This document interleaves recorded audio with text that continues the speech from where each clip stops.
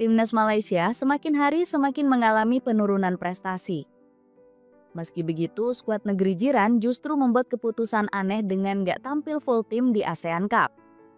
Hal tersebut langsung membuat Zakaria Rahim selaku pengamat marah besar. Sang pengamat bilang kalau Harimau Malaya nggak bisa mengikuti cara yang sama seperti Indonesia. Sebab skuad tanah air dan Malaysia saat ini sudah memiliki perbedaan level. Penasaran kisahnya seperti apa? Dengerin ceritaku sampai selesai ya. Terlalu mustahil ikuti cara Indonesia.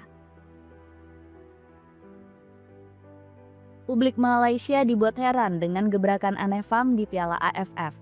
Federasi Negeri Jiran dikabarkan meniru langkah PSSI menurunkan skuad lapis kedua di ajang 2 tahunan tersebut. Langkah ini dinilai nggak masuk akal oleh kebanyakan pengamat yang berada di Malaysia.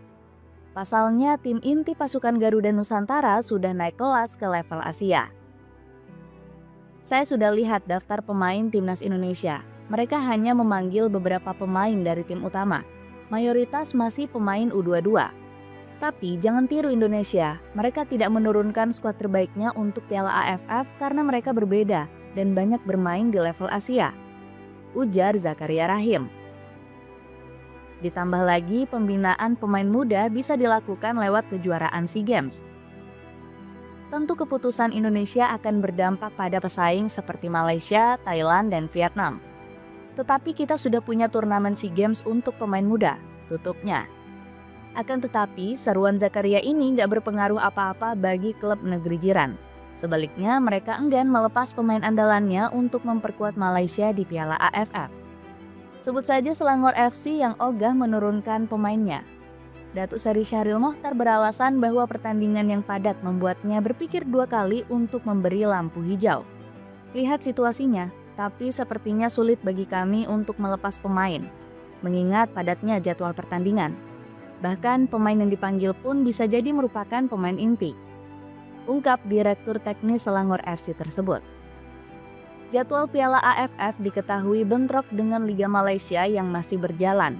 Belum lagi klub berjuluk Gergasi Merah ini juga masih mentas di Liga Champions Asia 2. Kualitas pemain Indonesia yang melonjak. Sebaliknya, timnas Indonesia berani bertumpu pada pemain muda. Kualitas pasukan Garuda Muda di berbagai kelompok umur dinilai bisa memberi perlawanan di Piala AFF. Bagaimana tidak, pasukan Merah Putih belakangan ini meraih prestasi gemilang di tingkat Asia. Sebut saja timnas U19 dan U16 yang berhasil melaju ke fase grup Piala Asia U20 dan U17. Ditambah lagi Justin Hubner dan kawan-kawan sempat menembus babak semifinal Piala Asia U23. Bahkan Garuda Muda hampir meraih 1 tiket ke Olimpiade Paris sebelum dikandaskan Guinea 0-1. Prestasi gemilang ini diraih berkat koordinasi ciamik antara Shin Taeyong dan pelatih kelompok umur lainnya. Prestasi gemilang ini diraih berkat koordinasi ciamik antara Shin Taeyong dan pelatih kelompok umur lainnya. Mereka berani menurunkan ego demi kemajuan pasukan Merah Putih. Salah satunya yaitu mereka berani memakai pemain keturunan. Gak heran kerjasama ini membuat Indonesia makin disegani di kancah sepak bola Asia.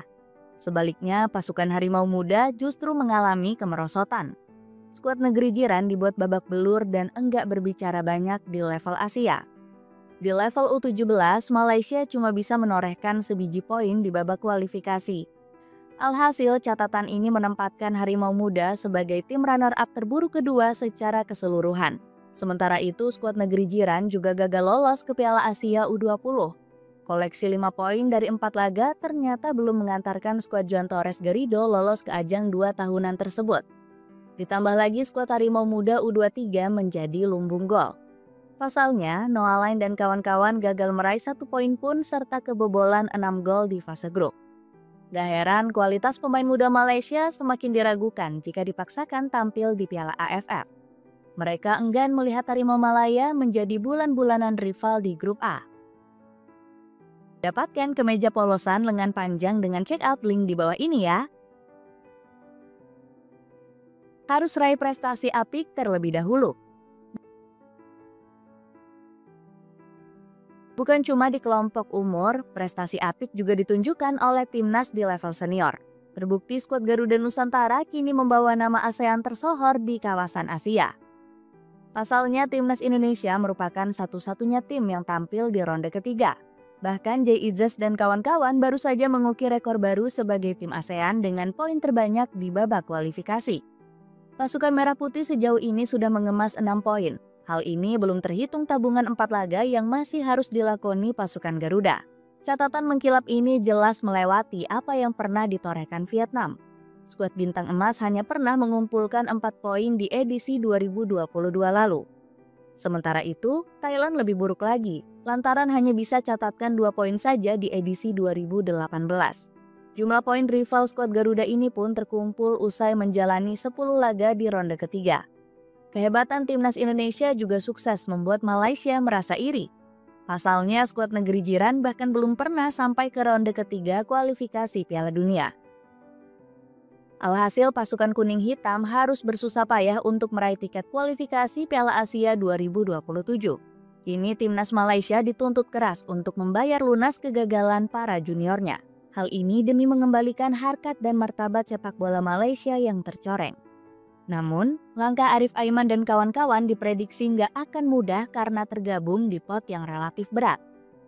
Masih tetap berambisi meski turunkan lapis kedua. Timnas Indonesia tetap menargetkan untuk menjadi juara AFF meski menggunakan skuad U22. Anak asuh Shin Tae-yong bahkan yakin bisa memberikan gelar pertama bagi Shin Tae-yong di Nusantara. Padahal Piala AFF bukanlah target utama yang dimiliki oleh timnas Indonesia.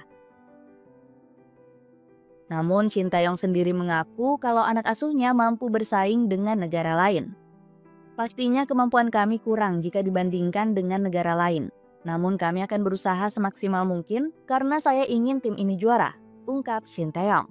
Bahkan pendapat dari Shin Tae-yong ini mendapatkan banyak dukungan dari berbagai pihak. Salah satunya datang dari Sumarji selaku manajer timnas Indonesia. Bukan hanya target juara yang kita inginkan, kita juga ingin bisa memberikan kesempatan kepada para pemain yang usianya masih 22 tahun ke bawah, ucap Sumarji. Keadaan ini justru berbanding terbalik dengan keadaan yang dialami Malaysia. Skuad Harimau Malaya malah kesulitan untuk memanggil skuad terbaiknya. Pasalnya, Johor Darul Takzim menolak untuk melepaskan pemain terbaiknya ke Piala AFF.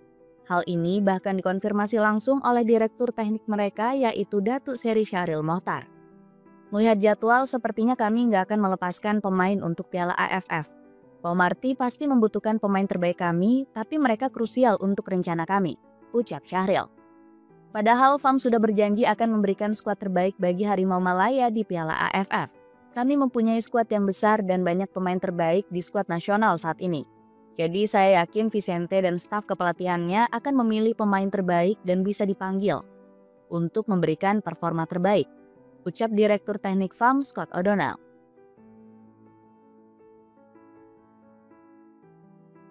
Dapatkan celana panjang formal yang bisa kamu beli dengan check out link yang ada di bawah ini. Jadi begitulah kemarahan pengamat Malaysia kepada negaranya sendiri. Ada komentar tentang cerita tadi? Coba tulis di kolom komentar di bawah.